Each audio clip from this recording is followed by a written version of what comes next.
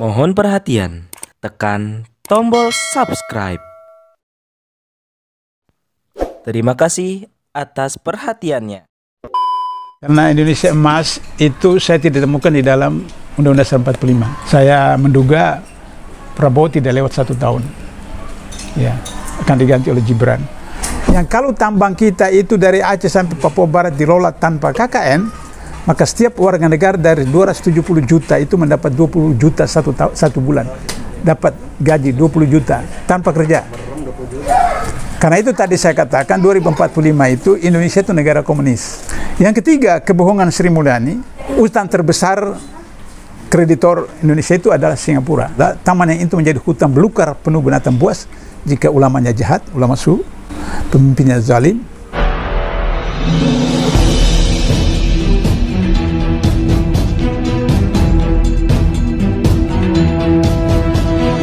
Saya Yani Muhammad, driver online Depok.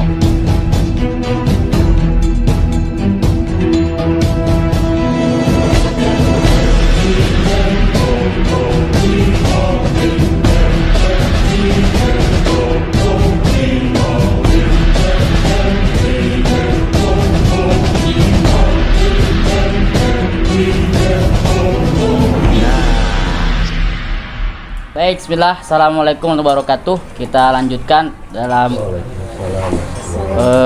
masih lanjutan mulazamah kita kepada guru kami Ustadz Abdullah Mahwa. Tadi kita break asar dulu dan alhamdulillah ramai ya, hampir mungkin 20-30 nih kurang lebih di rumah Ustadz. Mudah-mudahan nanti sesuai tadi Ustadz bilang bisa ada aula, bisa menampung Amin, mudah-mudahan untuk bisa mendapat pencerahan karena kita butuh. Pindahin dulu nanti. Insyaallah para pemirsa YouTube channel Egy Sugana channel sama Popole TV. Bukan TV ya. Baik, teman-teman, tadi banyak dari kawan-kawan pemuda kita ya, lintas organisasi dari Pemuda Muhammadiyah, Pemuda Dewan Dakwah, Pemuda Hidayatullah, juga dari kawan-kawan kita Federasi Mahasiswa Islam. Dan insya Allah nanti lanjut lagi, barangkali ada kita bincang-bincang. Tapi saya mau kenalkan buku Ustadz ya, tadi sempat disebut terkait dengan bisa jadi solusi saja, solusi untuk problem kita hari ini. Ada buku Indonesia Berkah 2045. Mungkin kita di awal ini melanjutkan, Ustadz bisa baca tentang buku ini dulu. Nanti mungkin dilanjut dengan ada pertanyaan-pertanyaan dari kawan-kawan. Termasuk dari tadi Perisai Depok ada titipan pertanyaan Ustadz. Boleh Ustadz sedikit Ustadz?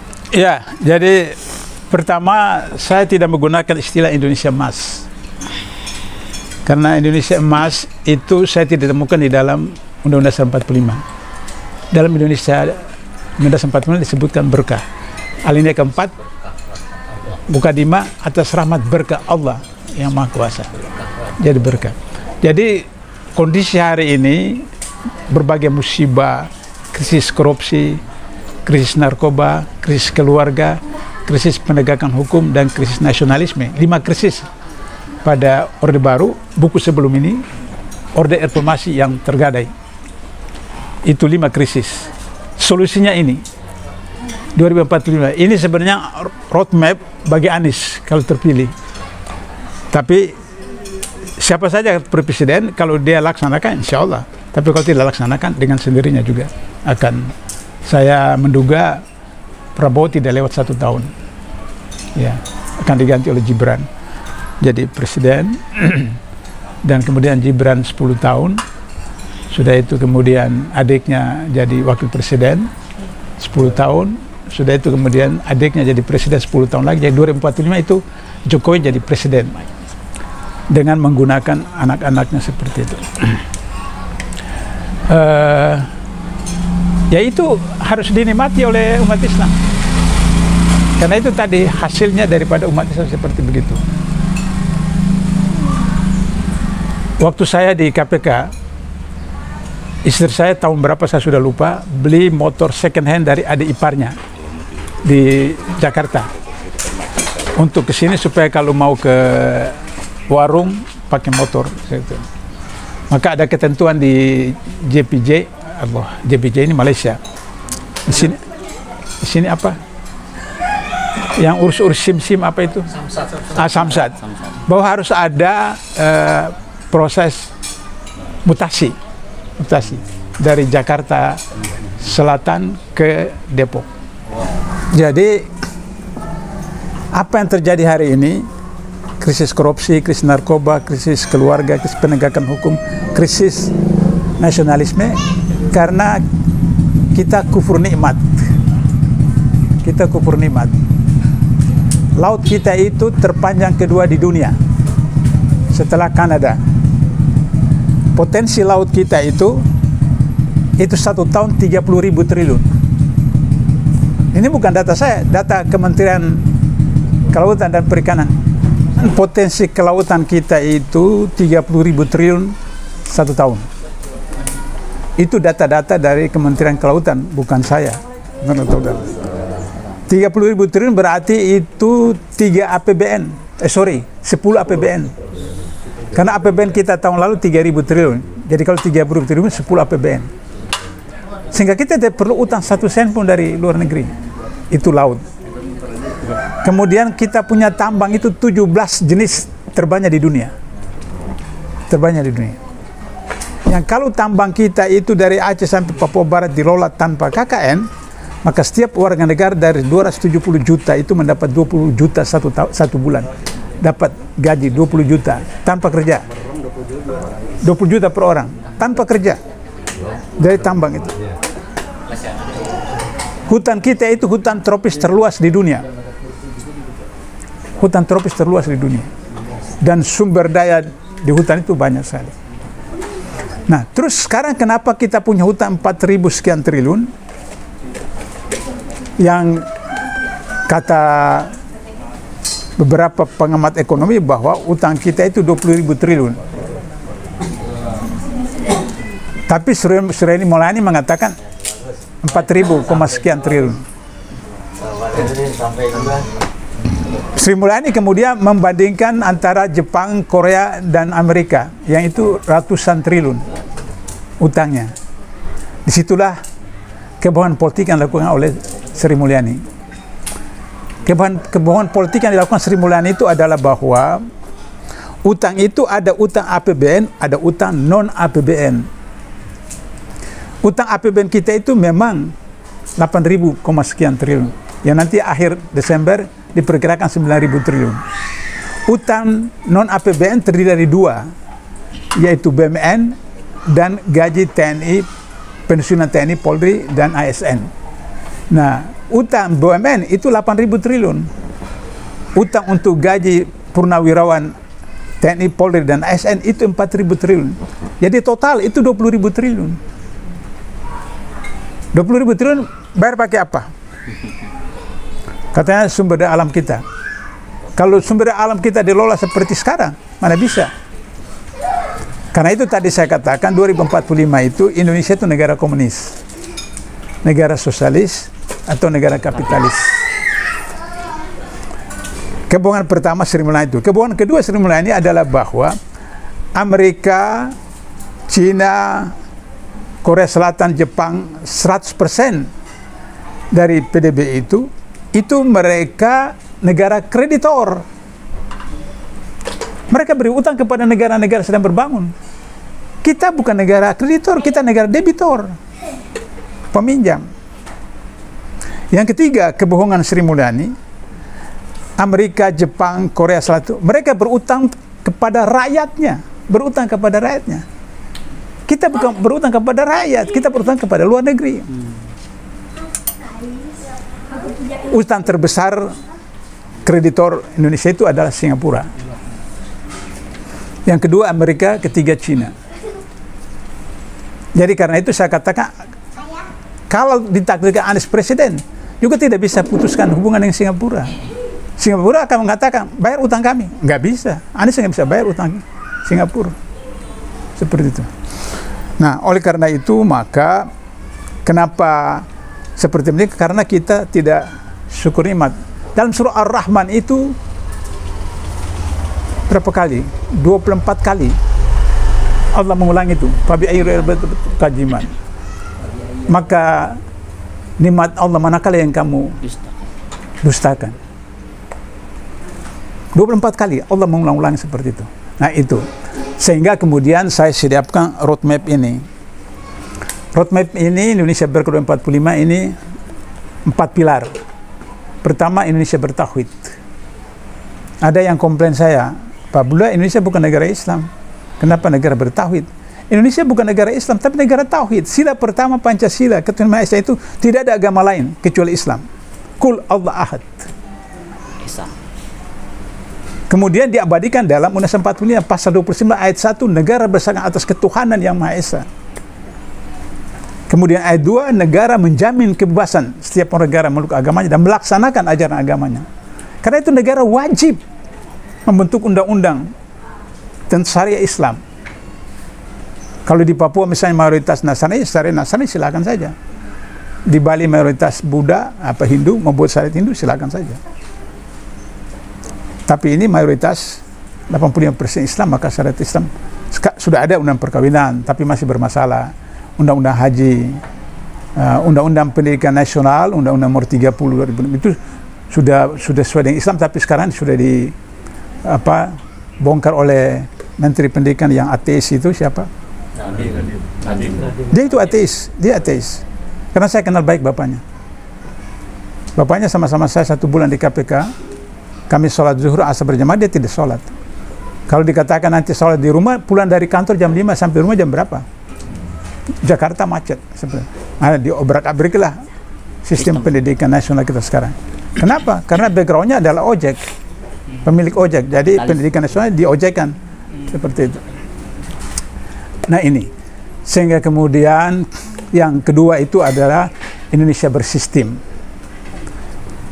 Islam itu universal values, universal system. Coba perhatikan tadi ayat yang saya bacakan. Surat Al-Baqarah 155 tadi itu. Huda linnas wa binatimal huda wal furqan. Huda linnas. Situ bukan hudal Islam. Huda linnas. Manusia itu orang Yahudi, orang Nasrani, orang Hindu, orang Buddha, orang Islam. Itu manusia. Kalau melaksanakan Quran, dia dapat kemajuan. Ini apa? Yang dipakai TikTok apa segala macam ini? YouTube. Kan medsos. Karena orang Yahudi. Yahudi punya. Karena dia laksanakan ajaran Islam, dia dapat. Orang Islam tidak laksanakan, tidak dapat seperti itu. Ubainati minal huda, dan penjelasan terhadap petunjuk itu. Wal furqan, pembeda, pembatas. Tapi saya mau jelaskan bahwa mereka mendapat pengetahuan ilmu sains itu adalah lanjutan daripada temuan yang pertama ditemukan oleh Islam. Ketika Cordoba hancur, Sungai Tigris itu hitam karena perpustakaan Islam itu dibakar. Tapi mereka menyelamatkan satu seri, satu set, dan mereka pelajari. Itu sebenarnya. Dan ketika Islam sudah tidak lagi perang, disitulah kemudian sudah terlena dengan kekuasaan, dengan jabatan, dengan kekayaan, tidak ada lagi semangat jihad. Maka kemudian tadi hadis Nabi, hubud dunia wa hal maut, cinta dunia takut mati. Spanyol jatuh itu kan sangat sederhana. Sampai ketika sudah menyerahkan kekuasaan, dengan ibunya tinggalkan itu di atas bukit, lihat ke bawah, menangis dia. Ibunya bilang, ya menangislah.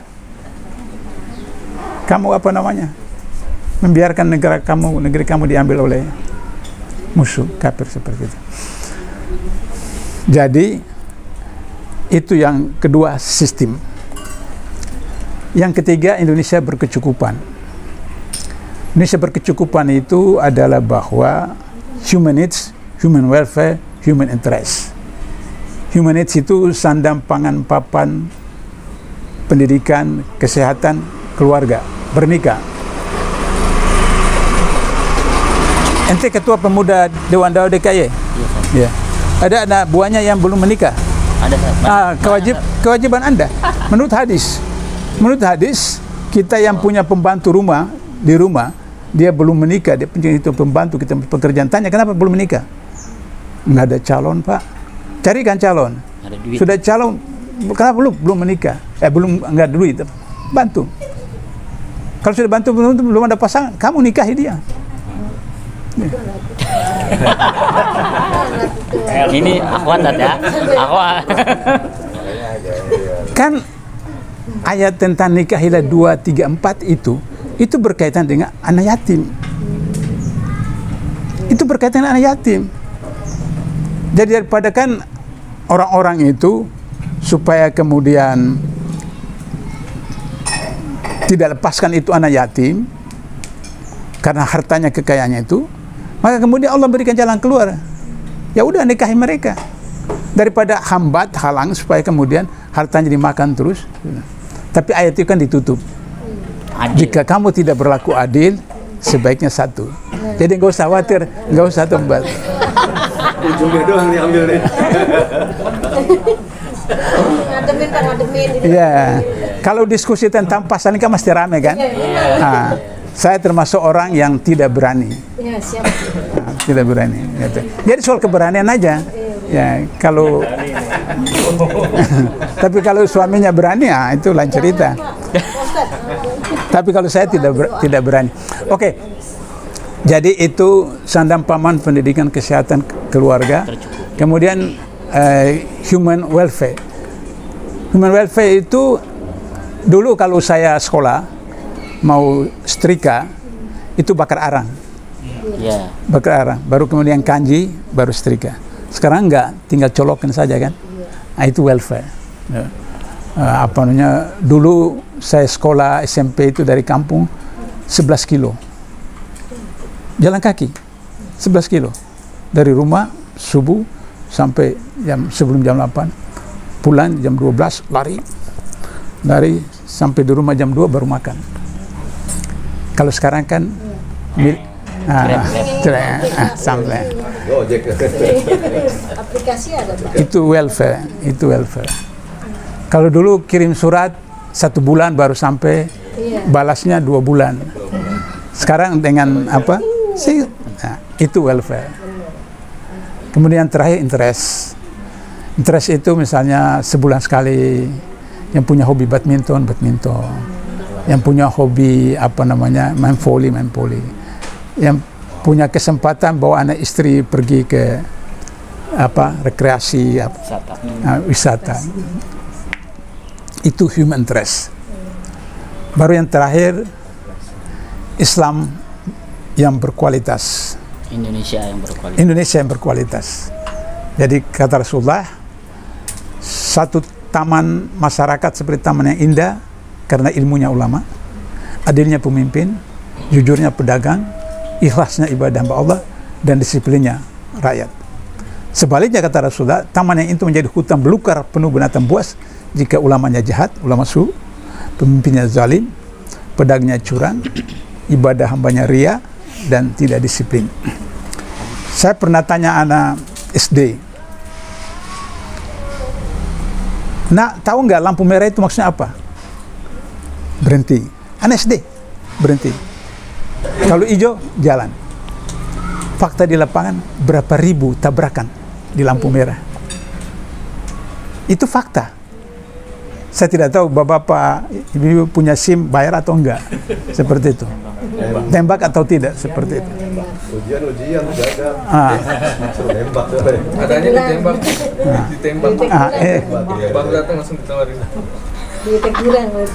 Jadi itu fakta. Begitu juga tidak ada orang Islam yang tidak percaya bahwa Nabi Muhammad itu yang the best. Tidak ada. Laqad kana lakum fi rasul uswatun hasanah liman kana yarjullaha wal yawmil akhir wa dzakara katsira. Tapi percaya, tapi tidak ikuti. Cuma percaya, tidak ikuti. Jadi itu yang pertama. Yang kedua, adil. Kalau pemimpin adil, orang yang doanya tidak ditolak oleh Allah. Orang yang saum sampai iftar, sampai berbuka, orang dizalimi, dan pemimpin yang adil. Yang pertama harus kita lakukan adalah mengislamkan orang Islam.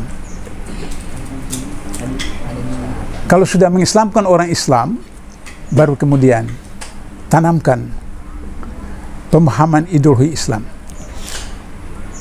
3 tahun lalu di Lampung, MPUI melakukan satu silaturahim. Yang hadir itu mayoritas ustadz. 1 jam saya presentasi, terus salah sama ustadz, Pak Abdullah, saya ini ustadz, jadi tidak bicara politik. Saya terus menjawab, ustadz menghina Nabi. Ustadz menghina Nabi. Nabi itu kepala negara. Nabi itu panglima perang. Nabi itu politisi. Nabi itu diplomat. Kalau Nabi bukan politisi, bukan diplomat, Hudaybiyah tidak mendatangkan kemenangan buat Islam. Dalam 2,5 tahun, seluruh Jazirah Arab masuk Islam karena Hudaybiyah.